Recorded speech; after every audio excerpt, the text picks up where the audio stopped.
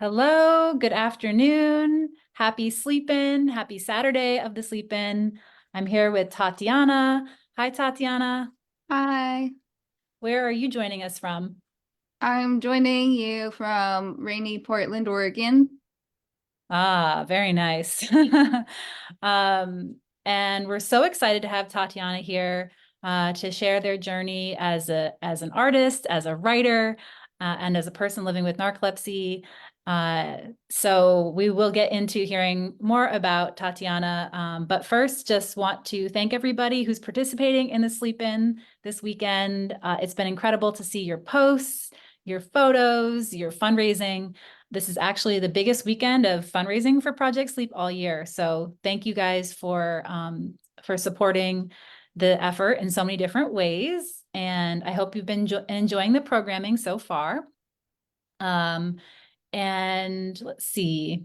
Oh, just a quick reminder that this is on Facebook. And so we will have a nice recording afterwards, but any comments you make on the recording will stay with the recording. So just share things here that you want to, you're okay with sharing publicly. And of course, if anything comes up today, as Tatiana and I speak, that gives you questions about your own experience living with a sleep disorder, we encourage you to bring those questions to your sleep clinician. We just do these broadcasts for education and awareness purposes. So I think with that, I'm going to go ahead and just introduce Tatiana. I feel like many people already know you, but just in case any of our viewers are not familiar with your work, Tatiana Maria Corbitt is a writer and multidisciplinary artist living in the Pacific Northwest. They have their MS in Applied Biological Sciences from Arizona State University. In addition to being published on narcolepsy.sleep/disorders.net, they will be published in Blood, Sweat, and Tears. It's releasing on May 1st of this year. We can't wait to get this publication, in which they write about their experience with narcolepsy in the outdoors and include two of their favorite original poems. Blood, Sweat, Tears can be ordered. And there's the website. You'll see this on our website. It's ruggedoutdoorswoman.com. And of course, please put in narcolepsy when you purchase this in the notes so Tatiana can be partially credited for any sales.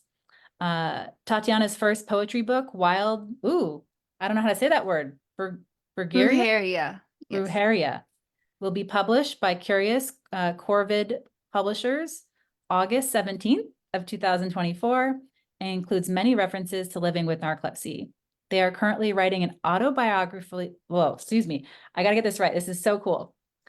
They are currently writing an autobiographical fiction fantasy novel starring a queer and narcoleptic ex-scientist who hikes into a new world. Ooh, it sounds so cool. Can't wait to hear. The release date of this is to be determined.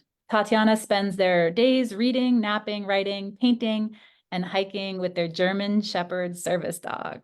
So, who I believe is also nearby as well. Yes, she is. She might make an appearance. She's chewing Nice. her bone in the background. Yeah, Scrappy. Oh, Scrappy is in my background right now, Yes. being a good boy. Mm. Um, Cute. we can't wait to learn more about you, Tatiana. But first, we do have a little bit of watercoloring. We've invited people to join us in some watercoloring today.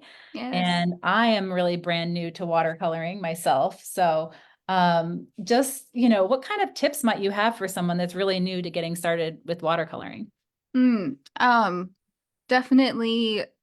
So when I do watercolor, it's a little bit different from acrylics in the sense that there's less control in like where the pigment, the colors end up because obviously water is like a really fluid medium.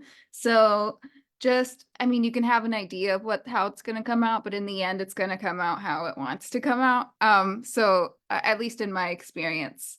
So just try not to like judge it too much. Just go with the flow, like the water, and yeah. Okay, so like really, how do I get started though? So I have my brush. Yes, you're gonna. So I have this little example. I actually did not do this. My sister did. And she drew the flowers in pencil first, and then she like added the color. And you can do like darker color on the edges and then add the lighter color in the middle. But what you're gonna want to do is clean your brush in between colors so that it doesn't mix too much. Um, and then yeah, especially between the green and the greens of the leaves and the flowers. Otherwise, it'll just turn out like muddy brown. That is so beautiful. Right? Yeah. I love it. I always have it up behind my desktop because I love seeing it. I think I'll start with some leaves. I feel like that seems Doable. doable. So so you start with some, do you say start with lighter colors or darker colors? Mm, um, you can do it one way or the other. I like to start with darker colors first. But everyone has their own preferences. Okay. All right. Well, I'll just try my best over here. I'm a little bit nervous. I don't know why. Like you said, it doesn't matter. It can come out however. Yeah. Yeah. Um, so, ooh, that's very light. Okay. Well, we'll see what happens. We're just gonna I, kind of do it with a meditation today, I guess. mhm. I believe Um, in you. thank you. So, which really, I guess, goes into my next question for you, which is how did you first get involved in the arts? Mhm. Especially because you have such a scientific background as well. Did you always also have a passion for art, and writing? Actually, yes. So I was born hard of hearing and so severely hard of hearing and so growing up I was kind of I it was just harder for me to get like access to language and stuff. So I really buried myself in books because it was accessible for me. Um and I loved that I could just dive in and exist like in a whole different world and one which I knew what was going on. Um, and so as a in college, I started painting um as a way to like deal with emotions, I guess, and just kind of instead of having everything exist inside of me, being able to put it onto a page instead, um, made it feel like safer to experience. And especially when my narcolepsy onset, I wasn't able to do like what I wanted to do, which was researching. I was doing immunological research on bats, and I ended up not being able to do that because of the severity of my symptoms. And so art was a way for me to hmm, put like my passion into something creative. And it helped me get through that really tough period of my life where I didn't really know where I was going to end up, but I was still, trying to like hang on. So you were doing research on bats? Yes, in the Sonoran Desert. Whoa. Have you ever incorporated bats into your artwork? I have, yeah. So I had this series of paintings where it was like local Sonoran Desert flora and fauna. And yeah, I do have a painting of bats. They're kind of surprisingly difficult to paint, but they are really cute in person. They're like little flying hamsters with big Oh old my- ears. Oh my gosh. Um, and I guess, well, I'm kind of curious if have you ever had any hallucinations about bats? No, actually, they're too cute. Oh, I'm not if you, scared of them. all right. All right. That's good. I guess if you know them up close and personal, they're less Yeah. scary. So tell us a little bit about, you've just mentioned narcolepsy, but when do you feel like your symptoms really started? It was my sophomore year of college, I believe. Um, and oh, I had a viral infection and I just really never recovered from it. And because after I got really sick, I started experiencing cataplexy and it was just very sudden and all of a sudden I wasn't able to stay awake longer than like 5 to 10 minutes. Even like driving, I was falling asleep behind the wheel in my neighborhood. Um, and I knew something was very wrong. I just wasn't sure what it was. But luckily, because I had my background in like medical sciences, because I was pre-med at the time, I had access to, I guess, the medical jargon and stuff, just like understanding what was going on. So I was able to like, you know, research more about it because some of the descriptions of cataplexy, for example, in medical terms are not very helpful. Right. Like It's loss of muscle tone, yeah, like, loss of muscle tone. Like what do you mean like my muscles like shrivel? Like what are right. you talking about? Yeah. Um, but yeah, and I was able to anyways get diagnosed and Still in your sophomore year or yeah, actually, might have been into my junior year. It's kind of a blur. What matters is I was an honors student, like taking honors classes and like doing all of these extracurricular things and working multiple part-time jobs, and then this happens. It was just a lot to handle. and it sounds like it came on really quickly. So, you know, I don't want to put words in your mouth, but I've heard people say when it's a really quick experience like that, it's almost like you can draw a line in the sand of like a person before Mhm. versus like after. Absolutely. Mm. It was really tough. And what was next? Because I know it's been a long journey for you. Yeah. Well,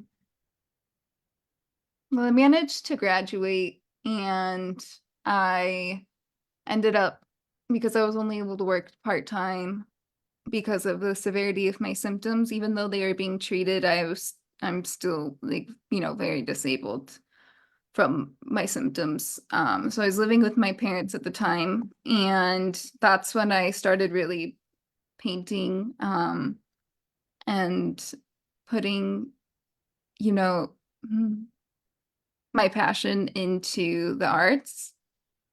At the time I wasn't really able to read either because my medication journey has been a journey, and just when my symptoms are more severe, I'm not able to sit down and focus on the page.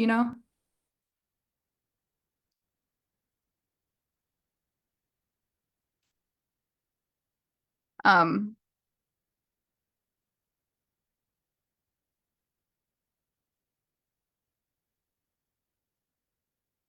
Sorry. Scrappy okay. apologizes, but he just wanted to make sure everyone heard that he's here and he's guarding the house very Yeah. closely, making sure that no dogs walk by without them knowing he's here. So sorry about that, No, Tatiana. you're good. I honestly didn't even hear him. Oh, He's a cutie. yes, he is. So, your medication has been a journey. That's the last thing I remember you saying. Yeah. Yeah. Um, so really, oh, with like painting, I could fall asleep and still keep painting, like in between sleep and awake, and it kind of affected how my art came out in the end, but in like interesting, good ways. So it was accessible for me and continues to be. And now, did you start with more like watercolors or acrylics, or what kind? And is it mostly, because I've seen some of your multi, like where you bring different mediums together too. Yeah, acrylics are my favorite. That's what I mostly worked with, and it was nice because acrylics require like drying in between stages. And so, I could work on it for a little bit, paint, paint, paint, and then of course I start like having sleep attacks, so I go take a nap, but I wake up and then it's dry and I'm like, okay, time for the next layer. Yeah, that's nice. Kind of goes with the flow of having, I guess, fragmented wakefulness and sleep. Yes, indeed. We have a request here of where's Kita? Oh, Kita, come here, baby. Hello. This is her. Kita, come say hi. Come here. You good girl. She's just being a good girl sitting in the background. Oh, that's good. She's shy. Um, let's see. I'm just trying to see if anyone else has any comments. Emma just says it's really helpful for other people to learn about cataplexy from people who actually experience it. Has that really been a big part of your journey too? Um, so when I first started having cataplexy, I didn't know what the heck it was. I thought I had like a brain tumor or something, like because it happened so suddenly. And I remember at the time, like I started laughing and I fell to the ground and then I started crying and like to my family I looked crazy, but what my experience was, I started laughing. I suddenly lost like the ability to hold up my body. I became like completely paralyzed, and so I fell to the ground, and then obviously like it hurts, and I started crying because I was like, what the heck is wrong with my body? Why is this happening? Something is very wrong. But in the beginning I was having cataplexy attacks like that, full body, like 40 times a day. And um from the outside, it's hard to know exactly what's going on. Um Unless you're experiencing it yourself. Yeah, that's a lot. Cataplexy. Yeah. It Oh, was a lot. My knees are messed up from that time because of like having to like try to lock them to keep from falling. Um so they like click a lot now. mm, that's really tough. Um, and do you remember the first time that you incorporated your experience with narcolepsy into your artwork? Yes, it actually was this uh painting of like clouds and eyes, and the eyes go from open to halfway closed to closed, and I felt like it depicted like the dreamy quality of narcolepsy, and just like the opening and closing of the eyes. I feel like that's such a big, when I have sleep attacks, it's like my head like nods, and my eyes open and close, and it's just I thought it was a beautiful depiction of that. And the eyes are in clouds or? They're like in front of the clouds. It's kind of hard to explain unless you're looking at it. That is so cool. I love that. Um, and then catch me up on when you start, because I know you said you loved reading as a Hmm. kid, but when did you start really writing? Ooh. Well, that's a weird way. I mean, not really writing, like, but like, Mhm. were you always kind of like writing as a kid too? I wrote some poetry as a kid, but I started really writing. I started working on my novel, the autobiographical fictional novel, um, when I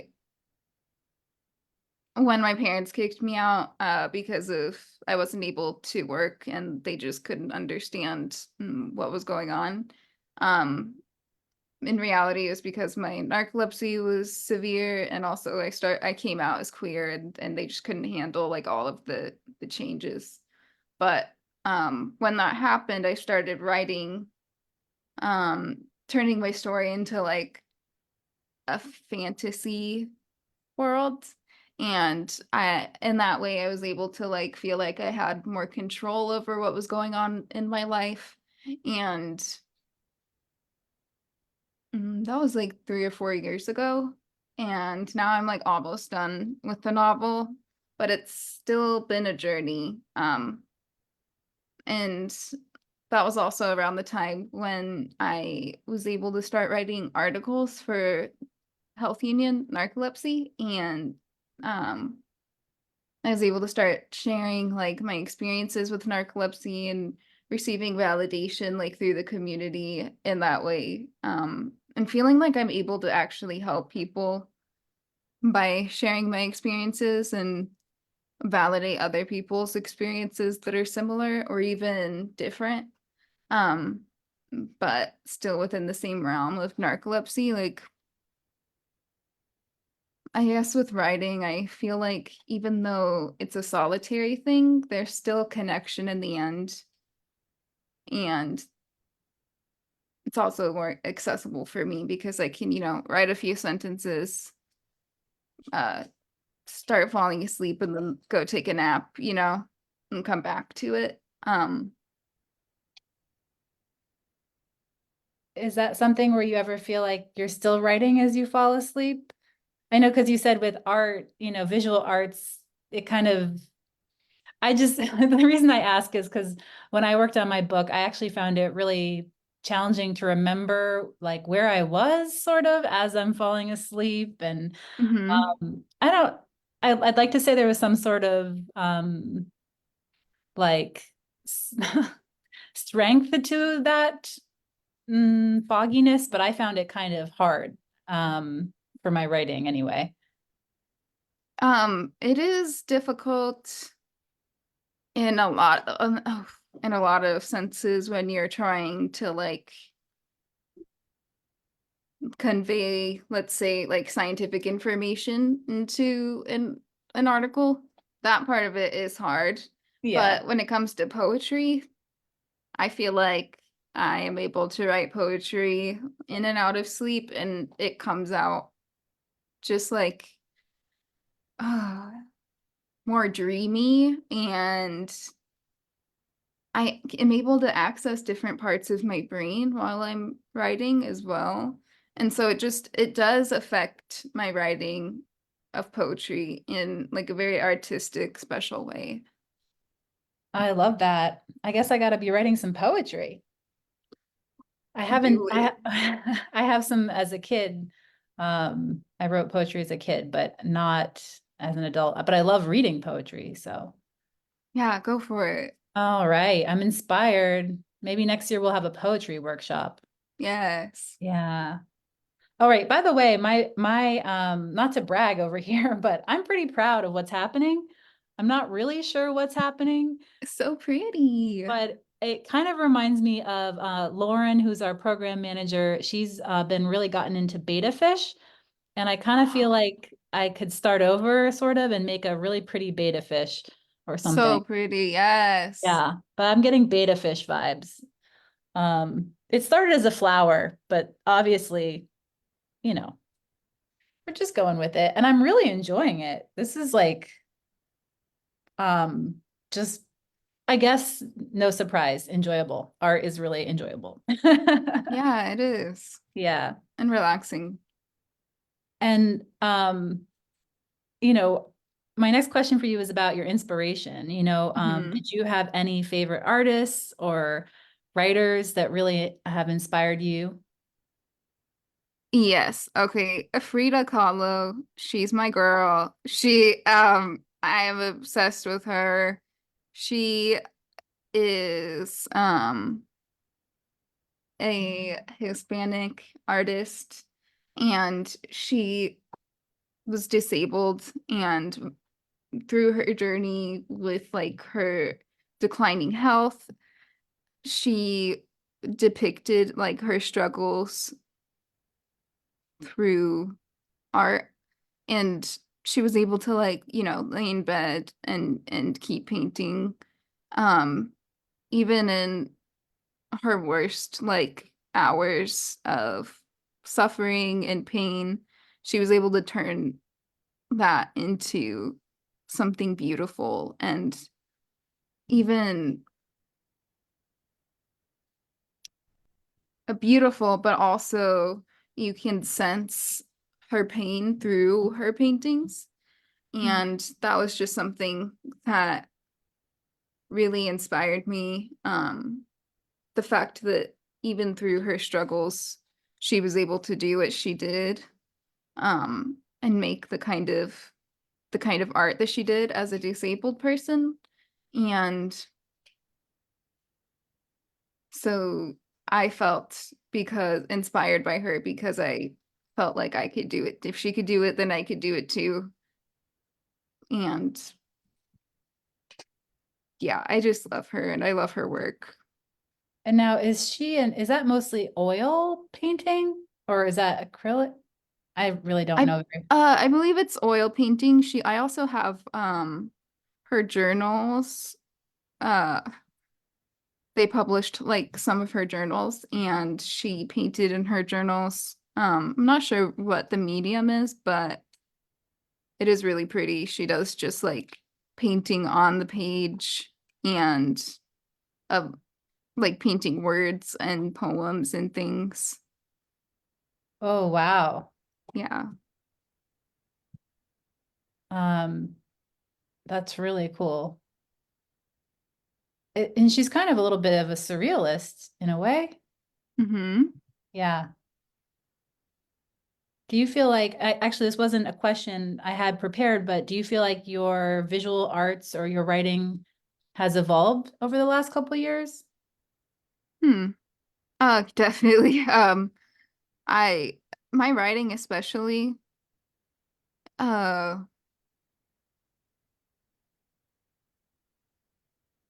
I feel like the more that I write creatively, the more I realize how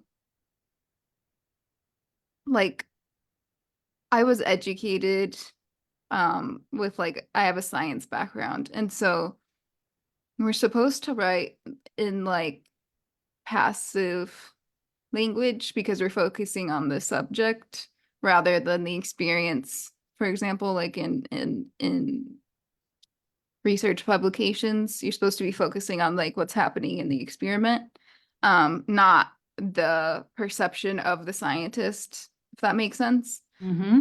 So as I continue to write, uh, I've had to learn how to hmm, describe my, perception and less of the world around me. And that has been an interesting journey in itself. That is such an interesting and cool journey to be on. Um, it's, yeah, I mean, it's a really interesting, it reminds me, I co-authored a journal paper with a researcher, and the journal accepted it, but then they said there was a big problem, which was I'd written my section about my experience using the word I. Mm-hmm. I do this, I do that. And they said, well, the word I really isn't like allowed in the journal article. Mm-hmm. And so Interesting. they ended up working with us, and what they did is they put my story in like a side box, so it wasn't technically part of the paper, Uh-huh. but still, so it was still prominently right there Yeah. alongside the other writing. So that was like a kind of an interesting eye-opening experience for me, because I actually came from more of the creative nonfiction writing background where you talk about yourself all day. Right. Um, so That's valid.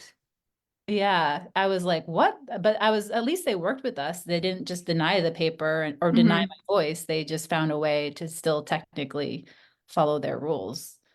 Which was weird, but interesting. Um, and as a visual artist, do you think your style has changed, or have you been, interested in different mediums at all? Um, okay, so when I first started art, I was really focused on the outcome rather than the experience of making it. And I was a perfectionist, I guess. And now I've become less of a perfectionist and more focused on like making art as a way for me to like stay grounded and making art as a way to like depict maybe like an emotion rather than being focused on every tiny little detail and being too attached to like an outcome. Um, and because of that, I feel like I've been able to, stick with it. Because when I'm a perfectionist, it makes me only want to do art when I feel like I can do it perfectly. But being willing to just let it turn out how it turns out makes it so that I am able to have less anxiety about making art and just make it as a way to have less anxiety about life. I mean, these are life lessons. They're so important. Um, when you said like to express an emotion, I love that idea. Kind of makes me want to start over, although that's not the point. You said, Exactly. yeah. You let it come out how it's supposed to come out. So we have some fun comments on here. Sakara saying, this wolf is very intricate, and I'm using a very thin brush. That sounds so cool. Yeah. Uh, and then Taylor says, I have used a lot of water on my page. I think I need to take a break. Oh no. You could also try blotting it with like a tissue. That's a good idea. Someone on here said try a blow dryer. I don't know about that. Oh, yeah. Um, those are the comments I'm seeing. I'm not seeing all of them for some reason because of Facebook. Ugh. But I love that people are joining us in the artwork. Oh, we have a question. Yee. Uh, a question for you from Taylor. Um, how does hiking or your outdoor environment inspire your art? Ooh, that's a good one. Um, Interesting that she asked that because I feel like hiking has been a really big inspiration for my art because nature is just so gorgeous. It makes me feel so at home and at peace with myself and the world around me. And just like the birds, they all look different. The trees, they all look different. The sky looks different every single second, like depending on when the clouds are moving.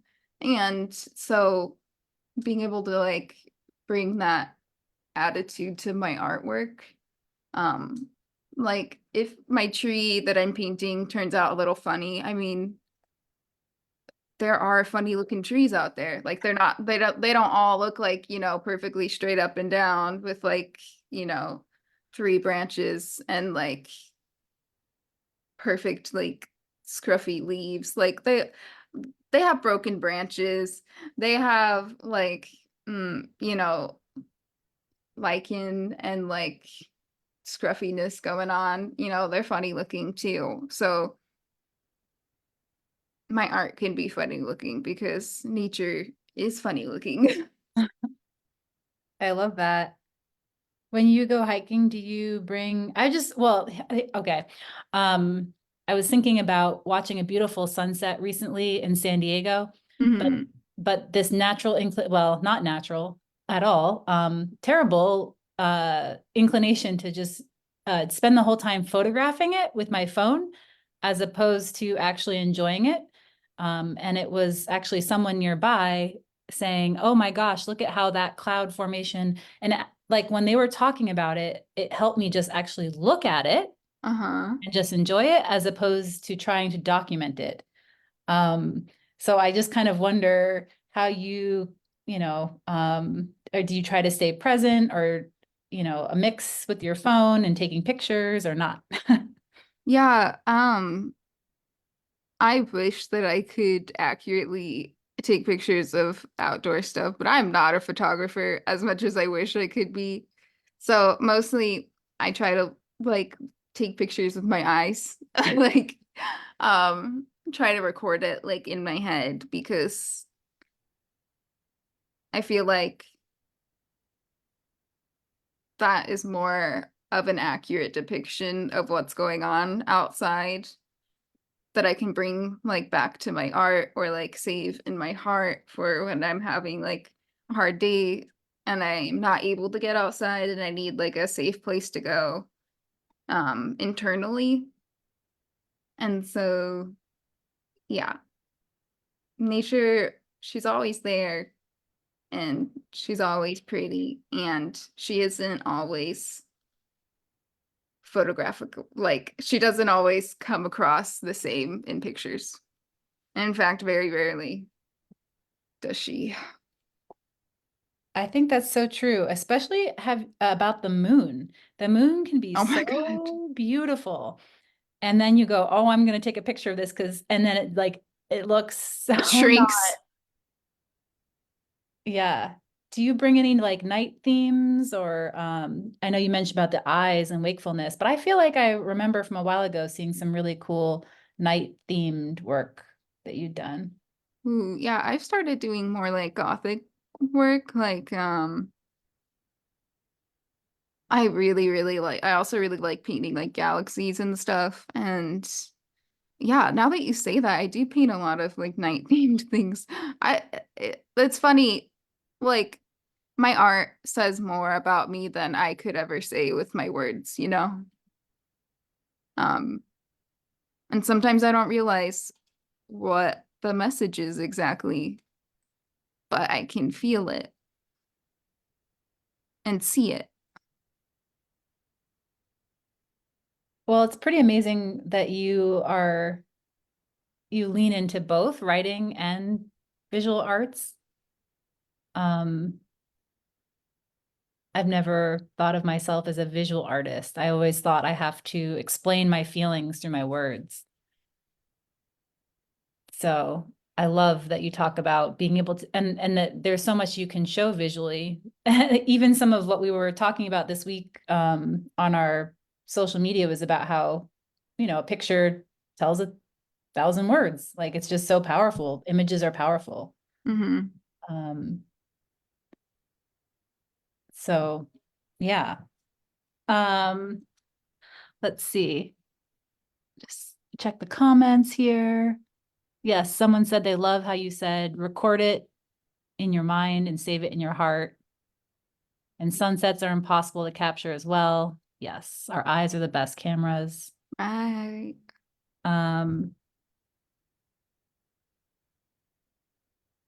so for your upcoming publications, how did you get involved in like the because it's going to be a group of, in the book, it comes out in May, that's going to be a collection, right? Of different, Mhm. how did you Yeah. get involved with that? Um, so I know Christine Reed. She's the publisher of that book collection, and she published her memoir called Alone in Wonderland and actually sent it to me. She messaged me over Instagram about it and was so kind as to mail me a copy. And I read her book and fell in love with it. And I just remember I was camping um, in that little Arizona mountain town that I was living at after all of the crazy stuff happened in my life. And um, just being like so happy with just reading her experience and so impressed with the concept of being like an outdoors person.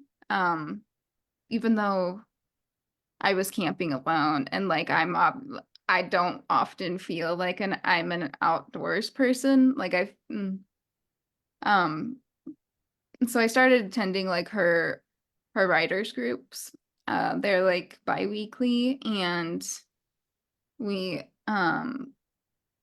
just got to know each other and she's been a real inspiration for keeping up on my writing and actually like making words happen and that's what we when we tell each other we got to make words happen. um and so that support group, it's not a support group but that some support system has been really helpful in keeping me accountable.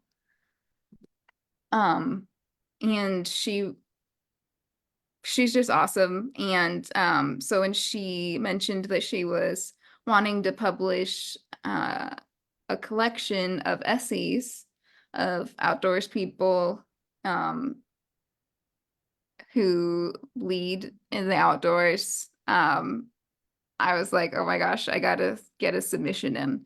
And so I submitted an essay called As Nature Is, and I included two poems of which depict like my experience of disability in the outdoors. And I didn't know this until later, but like there were hundreds of submissions and I was one of 26 to get picked. And um I even asked her like, did you just pick mine because we're friends? And she was like, no, I genuinely like loved you know, your perspective and wanted to include it in the book. So uh that kind of like made me blush a little bit. I don't know. Just when people compliment my writing, I'm like, oh my God. um, so yeah, she's amazing. And I'm really excited. I haven't been able to read other people's essays, so I am really excited to actually get a copy of the book and be able to read everyone's words because so far I've just read mine and I'm really interested to see what they made. That story just kind of gives me chills. I think it's so cool to hear about, different sources of inspiration for you and connection, and community. And um, yeah, I think that's just amazing. And I mean, outdoor. So what makes someone an outdoors person though? I mean, I think just going out and enjoying the outdoors. If you because as disabled people, we don't get like we aren't often able to enjoy the outdoors as long or in the same ways that able-bodied people are. Like I go on a hike and I start having a sleep attack within, 20, 30 minutes. I sit down, I take my little nap, and then I just keep walking. And You know, I think what makes you an outdoors person is just the fact that you get out and enjoy. Do you enjoy the outdoors? Yes, then you're an outdoors person, you know. Yeah. Well, that's what I was thinking originally, but then I think you said you didn't consider yourself necessarily one. In the beginning, I Yeah. okay, it's like an internal conflict sometimes. I just feel I invalidate myself that in that way, and I have to remind myself, like, no, you are an outdoors person, you know. Yeah. Even if your experience of the outdoors doesn't look exactly like other people's. Right. We had a really good question on here, and it did kind of scroll from my present, what I'm seeing, but I think what the question was, has narcolepsy changed your intuition? Narcolepsy changed my intuition. I gotta find it. There was another part of it. Let me see if I can, oh, sorry. You're good.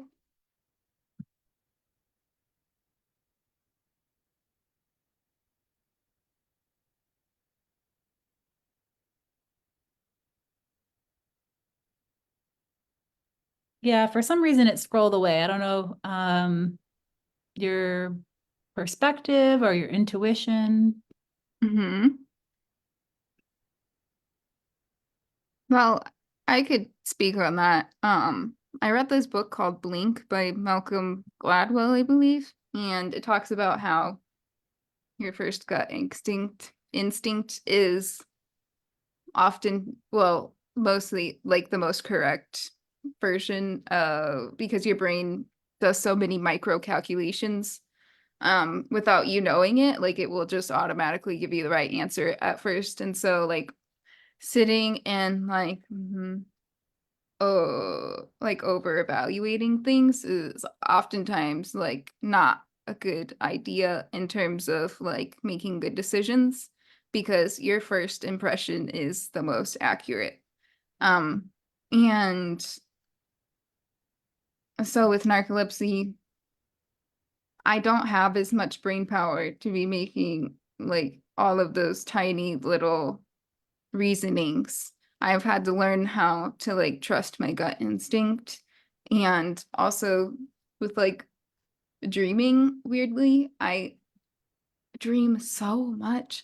Every night I'm constantly having like these crazy vivid dreams all night long, even though they're not scary anymore because I'm on, oh, well, actually that's not true. Even though I don't have like as much sleep paralysis anymore and they're not like scary and painful that way,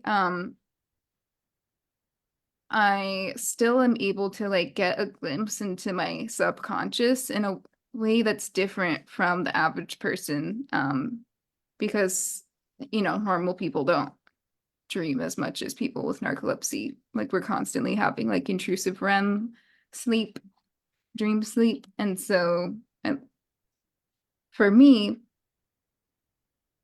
I'm able to like wake up and like analyze, well, what is this dream telling me? Like, what could it possibly mean? And sometimes, like, if I just think about it and sit with it, it's able to show me like what's really going on beneath the surface level of, my life. And I kind of have just had to learn how to trust it in a weird way, even though it's unpleasant. Yeah.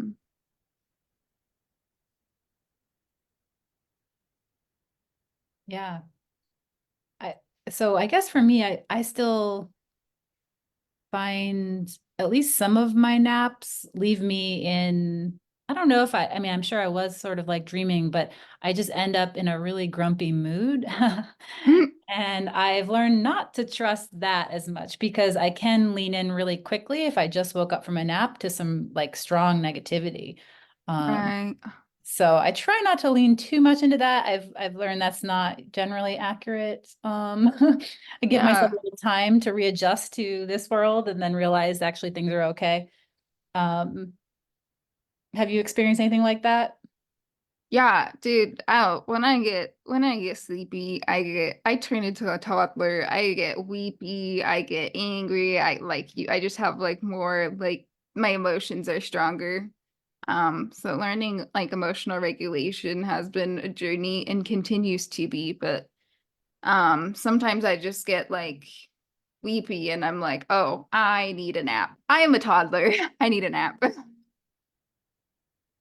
Yeah, Rachel said here how narcolepsy is a lens. I like that. That's cool. Ooh, yes. Oh yeah, and the question, I think you answered it really beautifully. We had the question was, has narcolepsy altered your perspective on or your intuition? Scientists are always told to gather facts and evidence.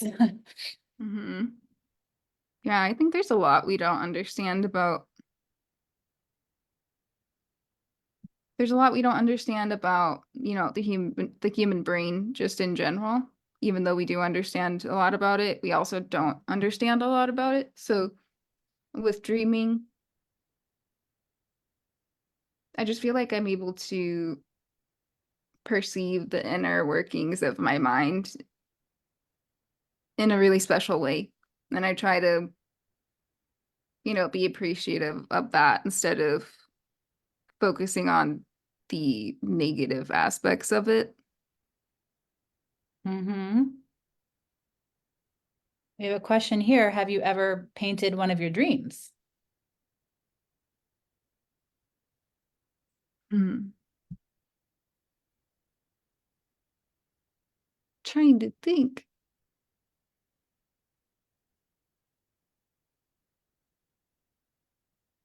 I'd say technically yes, because when I'm painting and I'm falling asleep, I can like see what I want how I want the painting to turn out. And so I lean into that inspiration.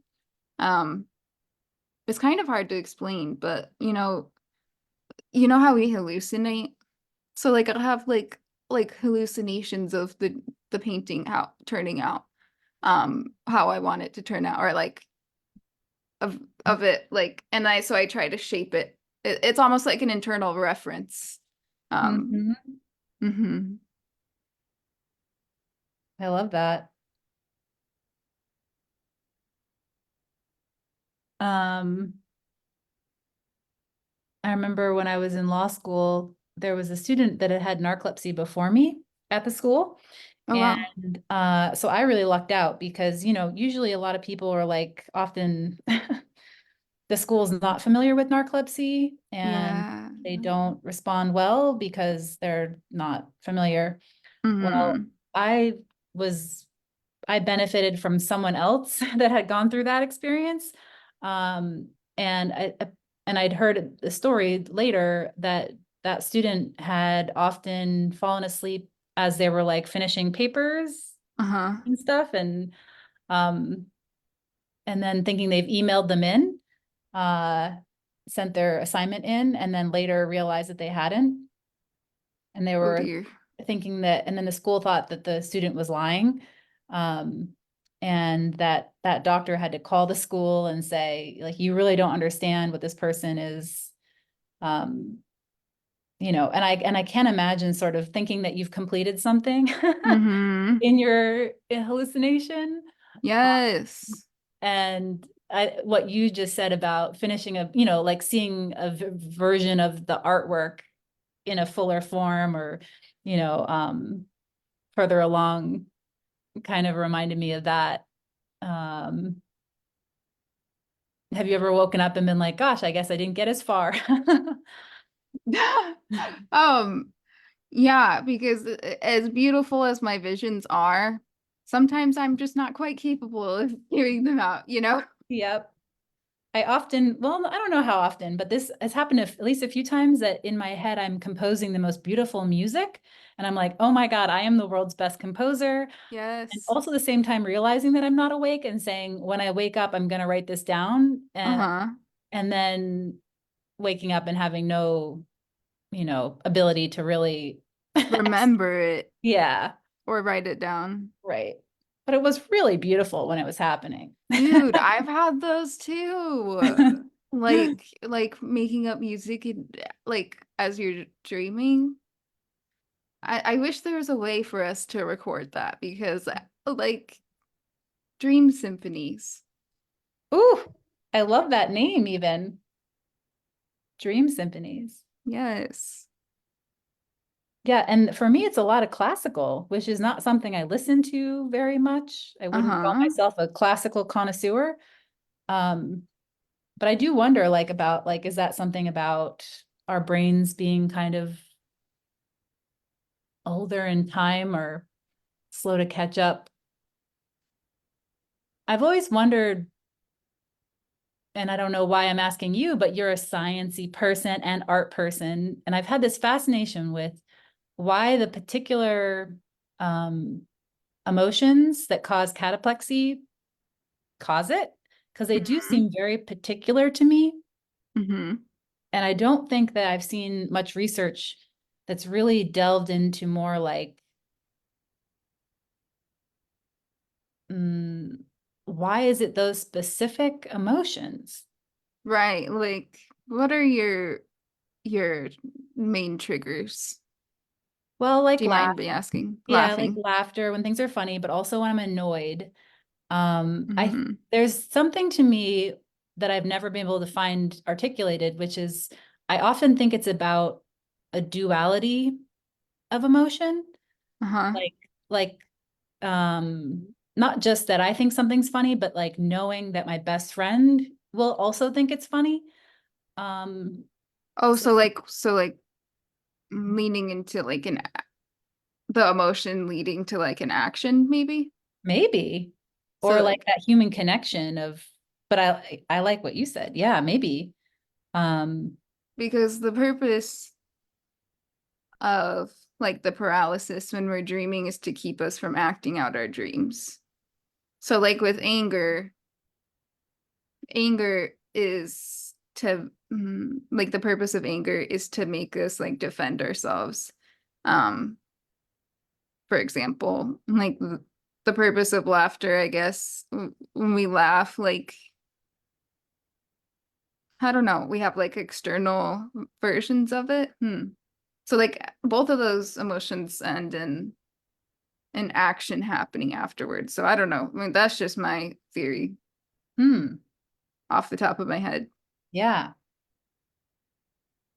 Because I don't really have cataplexy when I'm sad, but that's just me. Well, to me, it's like there's just something about like also I find like if I'm annoyed with something, um trying to pretend I'm not annoyed, you know, like my roommate saying, "Oh, sorry, I'm taking up so much of the freezer with my stuff." And I'm thinking, "Yeah, you are." But then Yeah. I try to say instead, "Oh, it's no problem." It's kind of So like that. you're struggling to or like so with annoyance, like that emotion shows that you're needing to like assert yourself in some way. Hmm. Um, I'm just thinking from like a caveman perspective. Like Yeah. which our brains they're very old, you know, Yeah. evolutionary wise. So like possessiveness and stuff, you would want to like lash out and result in like an action that helps you to protect your asset or whatever. I don't know. With annoyance, anyways, that also leads to an action that emotion or is designed to. I love it. Alex here says her most common trigger is anticipation of laughter. Not my own, but that what I'm saying will be funny to someone else. Ha, Yeah. that's funny.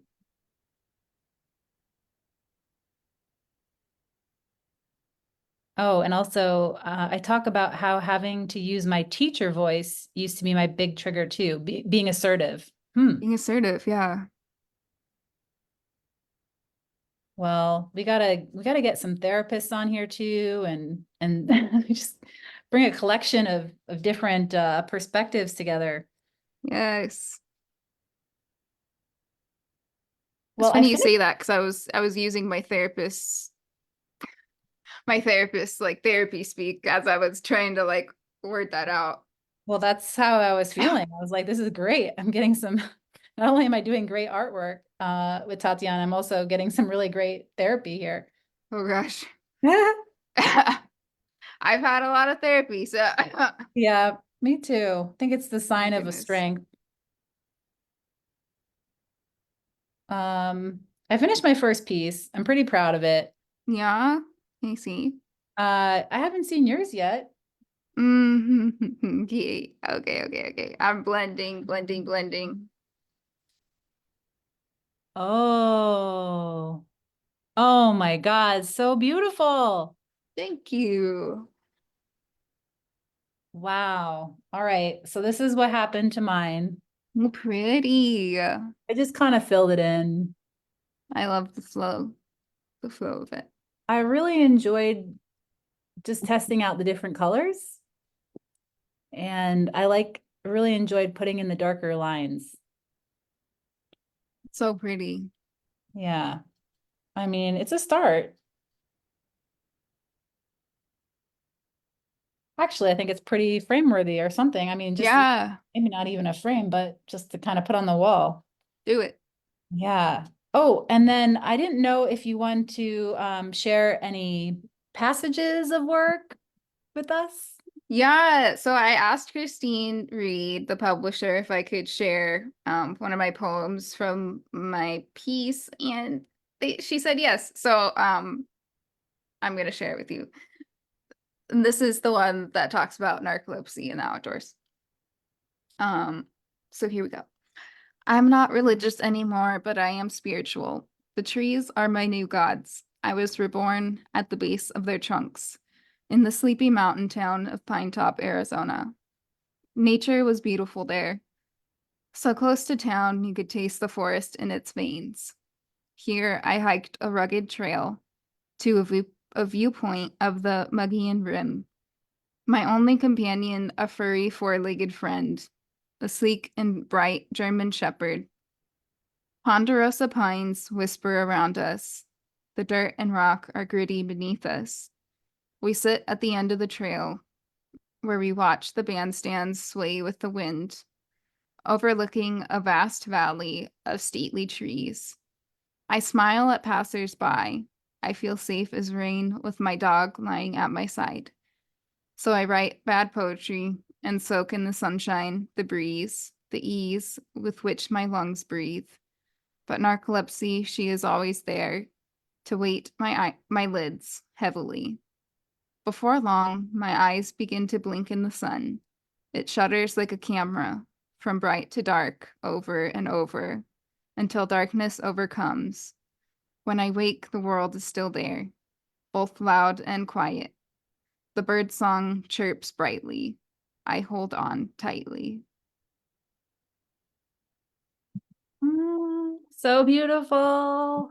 Thank you. Thank you so much for sharing. Of course. Guys, how special of a moment. Oh my gosh. Oh,